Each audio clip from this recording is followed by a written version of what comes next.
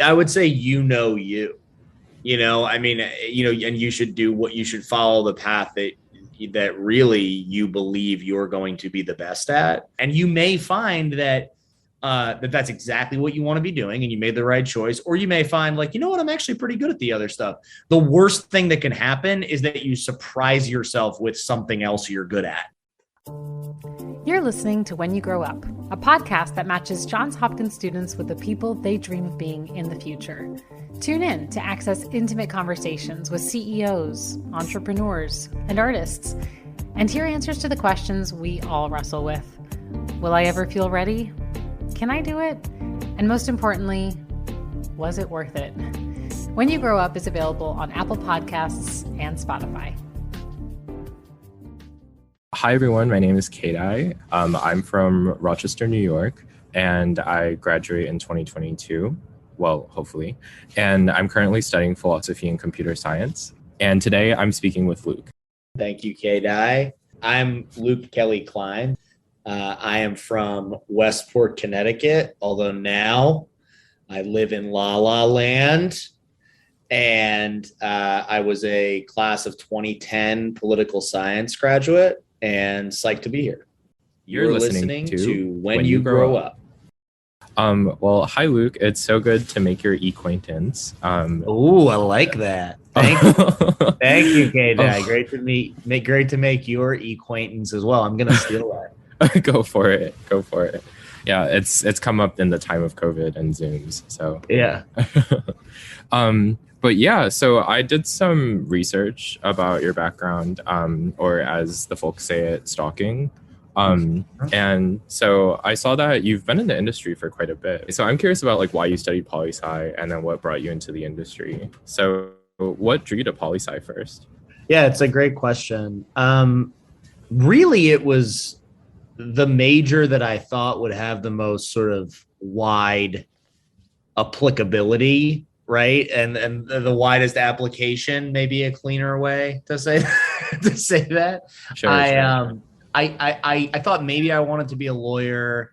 I thought maybe I wanted to go into finance. I was a child actor as a kid until about 14 or 15 and just did like commercials and voiceovers and that kind of thing. And I lived not far from New York City, so would travel in from Connecticut to do auditioning and roles there, and was in theater performances through high school and all that stuff. And then I sort of, when I got to Hopkins, I think said, all right, it's time to grow up and have a real job. And I targeted law or finance or politics actually as a third, potential path. And poli-sci just seemed like it would allow me to have, little bit of the history background, little bit of econ, little bit of social science, right? And be an insurance policy, no matter what I chose. So what made you feel like it was like quote unquote like time to grow up? How come you were like, this isn't for me right now? Yeah, it's funny. I think it was a couple fold. It was the high school that I went to. It was a prep school, and I think much like Hopkins, the peers that I had there were really great, but they were going down for the most part more traditional paths, and their parents were in more traditional paths. My mom was a teacher and an artist. My dad's a doctor. So I sort of had like the split of half traditional, half a little bit more free flowing. But it was who you were surrounded by, and as I moved into college and kept in touch with my high school friends who were then interning in finance or law or politics, and then, was surrounded by the group of really bright people at Johns Hopkins and being located in the mid-Atlantic, it was like, all right, well, freshman year, I thought I wanted to do politics. I interned on Capitol Hill the first summer after freshman year. Then I thought I wanted to maybe do law, corporate law. So I interned at Bloomberg LP my sophomore summer. Then I thought, well, okay, maybe the part of corporate law that I like is the financial aspect. And so I interned at Morgan Stanley my junior summer. And it was searching, it was searching for that identity. And then when I got out of college and, my first summer in New York City, I'd taken a job at Morgan Stanley as an analyst.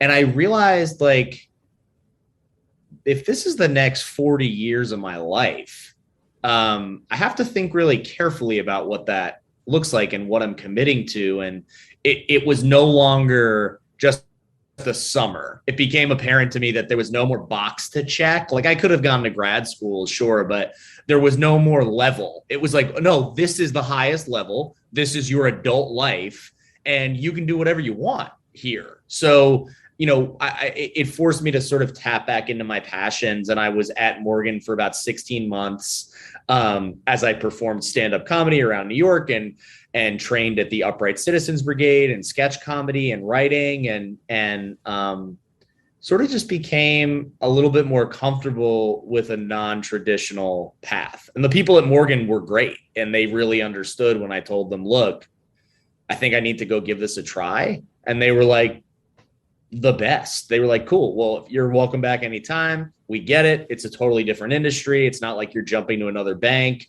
And that sort of set me off probably at the end of midway through 2011 would have been when I made that switch. The way you talked about your journey, like I'm happy that you didn't just stick with that for 40 years and were sad and like you switched into something you like. The way you talked about it reminded, because I'm actually going through that phase right now. And I will say that the people I grew up with sound like it. I was around like different communities.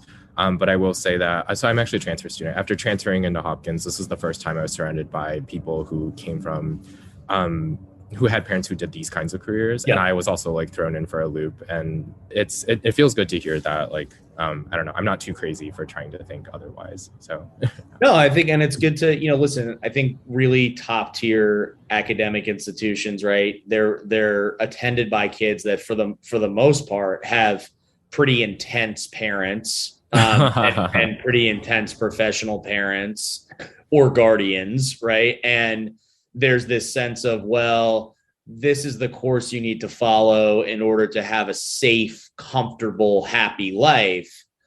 And then what you realize is you're in control of your destiny. And even if the course is less traveled, right, you can still use all of the things that you learned at a place like Johns Hopkins and all of the skills that you've learned in trying to mitigate some of that risk. You know what I mean? Like there's a way to go about pursuing your dreams in a smart way. It's not like you have to throw caution to the wind and be like, well, all of a sudden, like, what I didn't do was say, you know what? No, I'm going to be an actor again. And if I wanted to, maybe my advice would have been, hell yeah, go for it. But it was like, no, what really interests me about entertainment? Well, it's writing and producing and directing. It's like making the stuff. Sure. And I felt like I had enough of an intellectual hold on that path to take a leap, What made you realize that you wanted to go back in the direction of like entertainment again? So it was early. Two things happened. One, I was, when you take one of these banking analyst jobs, each one of the major banks has a pretty big analyst class, right? They're like, and they're across different divisions, right? But you all get trained at the same time. And you all do your like Series 7 and Series 63. And, and we had like a month-long training process, just sort of getting oriented to the firm and preparing for the exams and, starting with your individual business unit, and during that time, I was living in New York City with some friends from college, from Hopkins, and a buddy of mine, who is now a very well-respected journalist and writer, he came to New York with no job prospects, was like trolling Craigslist. And he started going to the New York Public Library during the day, when all the rest of us were out at our various law and finance things, and just started writing. And his dad is a writer and it was sort of in his blood, but he started just writing down what became the Diary of an Unemployed Philosophy Major in New York City was the name of the series of online articles, digital pieces that he wrote. I love it. And it was great. And within, four editions of this, four publications of, a new one of these articles every week, he got recognized for it. And he, got an agent, and he got hired at a big media company. And it was equal parts being proud of him, and then also thinking about, well, why couldn't I do it? Like, I used to be so creative, and I'm much more excited about the path that he's going down than the path I'm going down. And maybe I shouldn't be sacrificing my aspirations creatively at 21 or 22 years old and signing up for the rest of my life in this direction. And that was the one thing that happened. The other thing that happened was just being in the analyst training program and seeing, looking ahead at people 15, 20, 25 years older. And you're supposed to, when you see those people, if you're in a career that you really want to stick with, say, oh, I hope I'm that guy, or I hope I'm that lady, or I hope, right? But what actually happened was I was like, they're really nice. I don't want to be them. I was like, yeah, when I'm 45, do I want to, like, is this what I want my mark to be? And ultimately the answer was no. Gotcha. And then it sounds like you went into the industry. So what, like, you said you performed in some places for stand-up comedy. Like, what were those next steps like for you? So the next steps were I started, they were kind of threefold. I started writing kind of humor articles online wherever I could. I got published a bunch of places. It was all for free, and some of the early articles were not as good as the later ones, and not everything ages as well as you want it to. But for the most part, it was just sort of getting those repetitions in of comedic print writing, and was inspired, by my buddy's success, right, in that space, and said, okay, well, maybe let me try to go in this route. And then I started taking classes at the Upright Citizens Brigade Theater, UCB. I went through their sketch writing class, their sketch writing 101. I learned about sort of the science of comedy, if you can call it that. Like, how are jokes structured? How are scripts with jokes structured? How do you further, a narrative while staying true to the one core funny element of every scene, right? Like, all of these sort of academic ways of approaching comedy that I'd had some instinct for in my, prior life, but hadn't really ever codified. And then I went up and I did sketch 202, which was, the next rung. And then, UCB had and has, to some degree, a system where once you go through their sketch program or their improv program, you can start to perform or write for teams that they have, who are sort of, not everybody gets on a team, but if you do get on one, it provides you with, a group of people who you can collaborate with. You do live performances, or in my case, I was on one of the video teams. So I started writing and producing videos for the Upright Citizens Brigade, YouTube channel. And that enabled me to put some of the writing into production and put some of the things I was learning into practice, and also to have tangible assets, like tangible elements to show people, so that it wasn't just like, here's a sketch script I wrote, or here's an article I wrote. There was video to back it up, and people tend to like watching videos much more than they like reading things. So that was a big step. And then gradually, as I was writing for UCB, and at this point I'd left Morgan Stanley maybe a few weeks after I got on a team for UCB, and took a job at a really small production company in New York, doing mostly reality TV, but some scripted digital content in the comedy space. And I started performing at nights, stand up, and New York Comedy Club and Gotham Comedy Club and Broadway Comedy Club. And how that worked is, at first you do these things called bringer shows when you're a new talent, right? Where you're like, okay, well, we'll give you, there's new talent night, and Luke, we'll give you 5 or 10 minutes of stage time, but you have to make sure that you bring 6 people with you who are going to buy a 2-drink minimum, and you know what I mean. So it's a way for them to give people stage time who don't really know what they're doing yet, and offsetting their financial risk, and also making sure that the people in the audience, for the most part, every comedian who's on stage is going to have at least 6 or 8 people laughing at their jokes because they're friends and family members. So I did that for a number of months, and doing open mics and all that stuff. And then as I started to get more stage time without bringer shows, just like, hey, Sunday night slot, you want to come and do 15-20 minutes, whatever it was.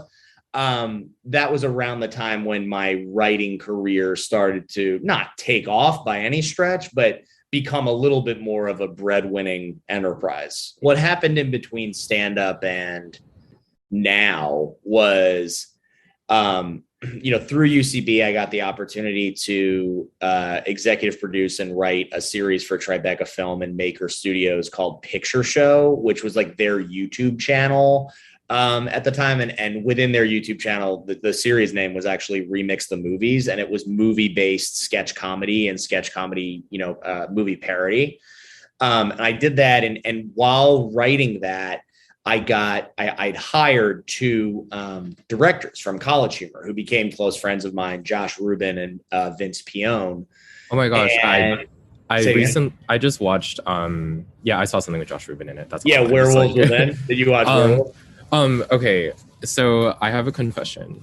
Yeah. Part of, I actually don't like watching a lot of media, but I want to go into it, which is weird. Like, I don't know. I guess I'm just more of a doer. That's not super rare, by the way. Really? Yeah, people I do a lot of scripted I do a lot of unscripted too, but I do a lot of scripted comedy, and I watch almost all, and I say this with the most love, salacious reality TV, because it's just different than what I do day to day, and even the stuff that I do that's not scripted, it's like hybrid scripted, unscripted, or talk. So it's so different than just like watching Real Housewives or Below Deck. And yes. I think a lot of people, a lot of colleagues of mine have the same propensity to say, I love the thing I do, and I watch enough of that so that I'm informed about what's going on in the moment. Yeah. But when I'm just vegging out, I'm watching documentaries or reality TV. Oh, thank God. I'm not weird. Hooray. You're not. Oh, that's good to know. So now I'm noticing, it sounds like you started your career as a writer and a performer, and then now you're the president of Big Breakfast and doing a lot of producing. So for me, when the more I talk to people about the entertainment field, I've always seen I guess 2 branches. So there's the creative side and then more of the development side. Mm-hmm. I don't know if that is the right way to see the 2 of them, but if that binary or that divide does exist, my question for you is, because it sounds like you did a lot more of the creative stuff before, and now you're doing a lot more development side now. Do you feel what made you want to switch, and how do you feel about that now?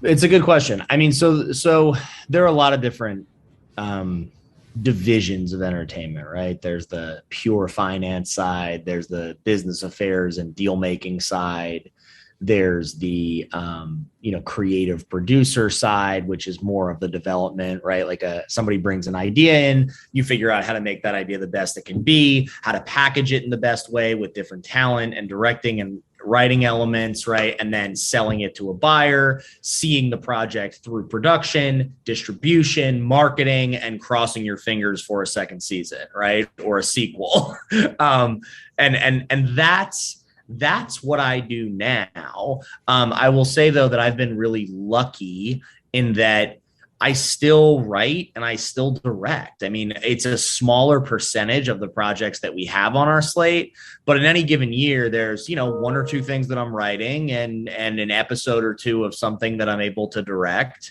And so I've managed to find this space in between that allows me to be a different kind of executive producer in the traditional, production company sense, where I'm able to really say, hey, this is the kind of stuff I want to be doing. I want to find collaborators who also love doing that kind of stuff.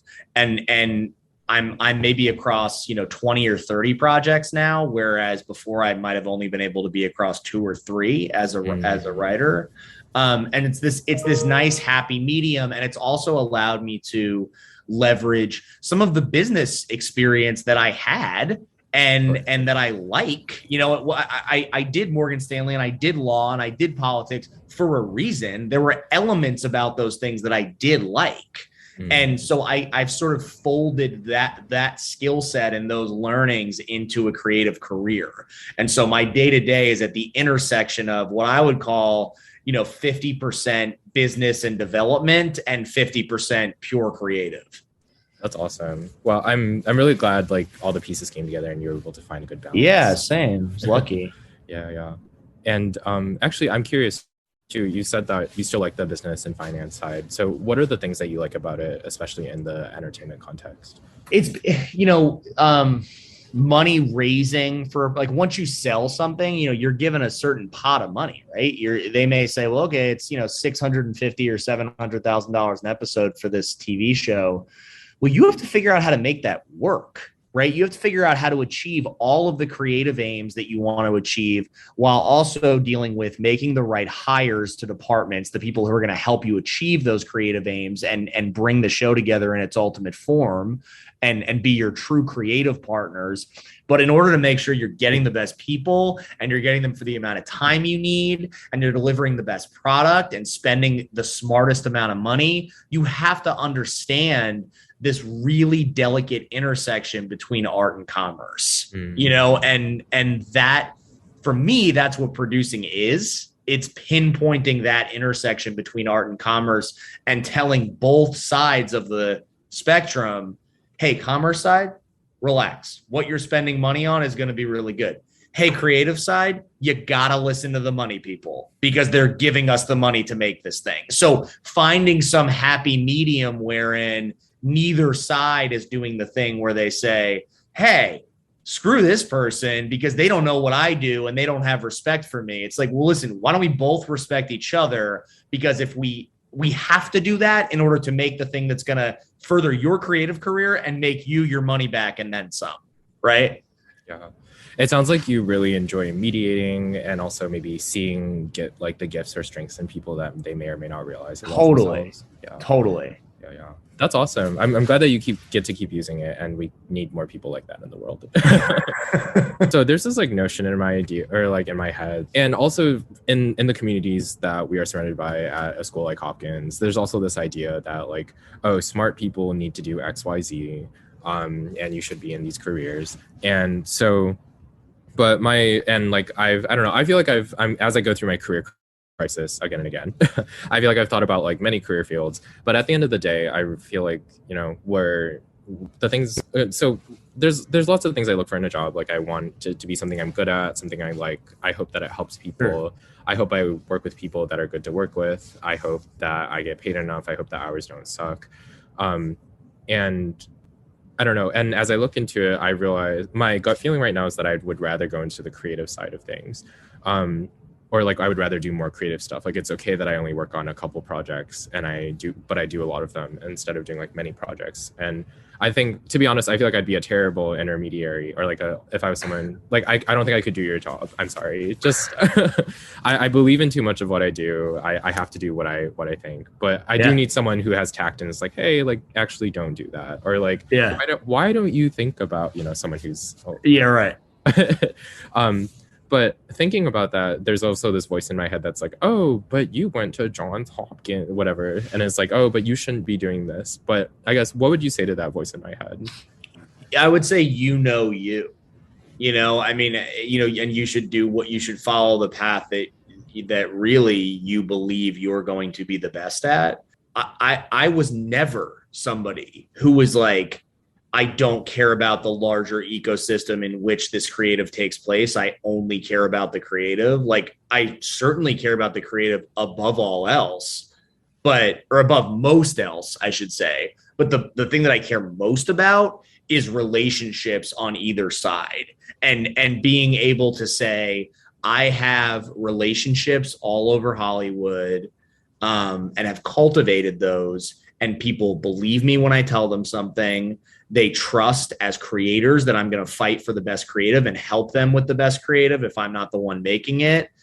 And on the other side, financiers and buyers and other executives think, okay, well, yeah, I'm going to listen to Luke if he pushes back on this creative note I'm giving, because he knows the larger picture, right? Yeah. So I always wanted that to be my career. And I just came in through the creative side versus through the business and development side. But it's still landing at a similar place. And maybe I'm a different kind of executive producer because I had the creative background.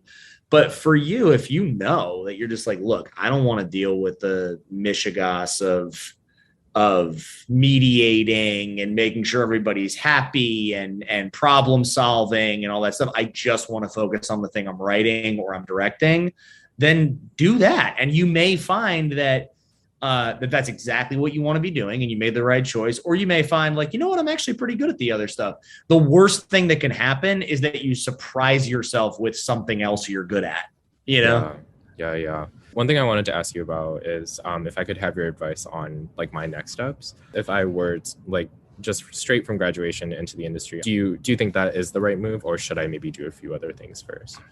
No, look, I think the overall move, and this is the thing that I'll leave you with and leave the listenership with, is you have to make things. If you want to be a creative person, you have to start making things like right now. And I mean like writing scripts and producing them. And they don't have to be high budget. They don't have to be fancy, but you need to start putting your product out there, both so that you can learn about what works and what doesn't, but also so that you have some assets. And it's not just you saying like, I want to do this thing, but it's like, okay, well, you want to do it, then start doing it. Right. That's the first major thing that seems very clear, but almost nobody starts out doing that. They're like, well, how do I get a job that will enable me to get to the point? It's like, you got to just start making stuff. That's the first step. If you've done that already, amazing. And you're 20 steps ahead of everybody else or most other people. The next step is to figure out, if you want to, there are a couple different routes. You could be a production assistant on productions and learn about the business that way and learn about the physical production side of it that way.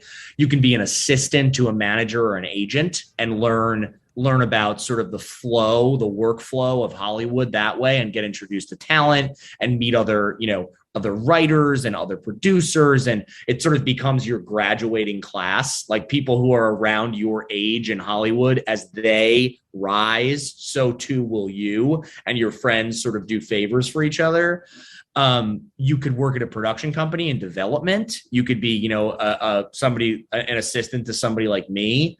And then become, coordinator and then a manager. And then a lot of those people say at a certain point, okay, I've learned the business a little bit now. Now I have an opportunity to go write something or go direct something but those are the paths for, and those aren't the only ones, of course. You could also write something right now and get an agent and go pitch it and sell it. That's less likely. But there are a lot of ways to get into the business of entertainment. If you're coming straight out of college, those are sort of the three paths: like work in physical production, work at a production company, or work for an agent or manager.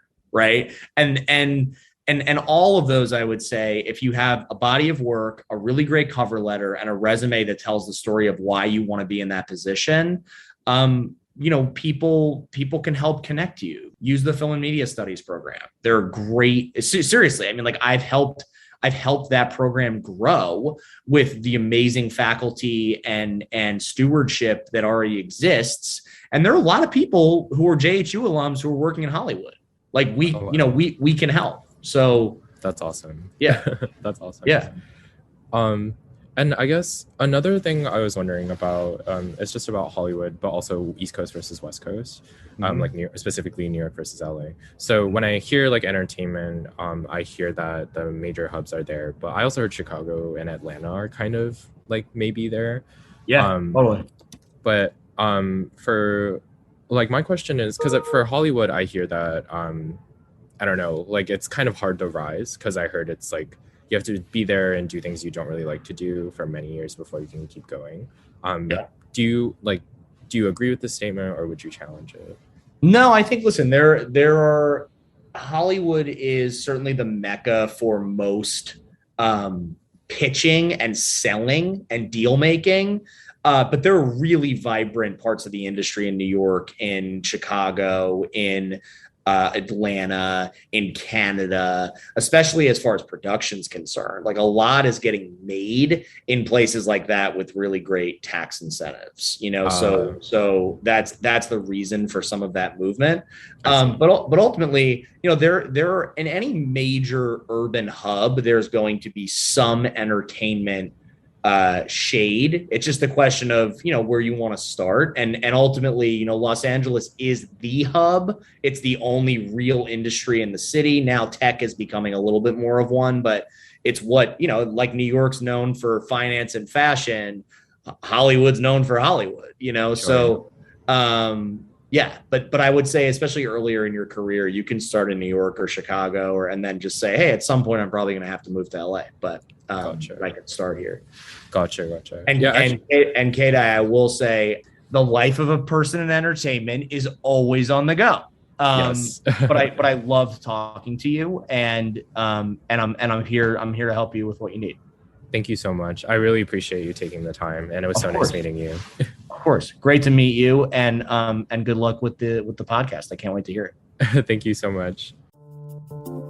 Hey everyone, Aaliyah here. I'm one of the producers. Thanks so much for listening. Our team of Ben, Casey, Emma, Josh, and Thomas had a really great time producing the first season of When You Grow Up. For all of you, our listeners and supporters, we are currently gearing up for the season 2 premiere in February of 2022. So I'm here to ask you if you'd like to be one of our student hosts or alumni guests in the new season, or if you have feedback for us, please email us at growup@jhu.edu and one of us will get back to you. Stay subscribed as well for bonus content, season 2 teasers, and more. And in the meantime, we hope you have a safe and happy holiday season, and we really look forward to having you with us again in season 2.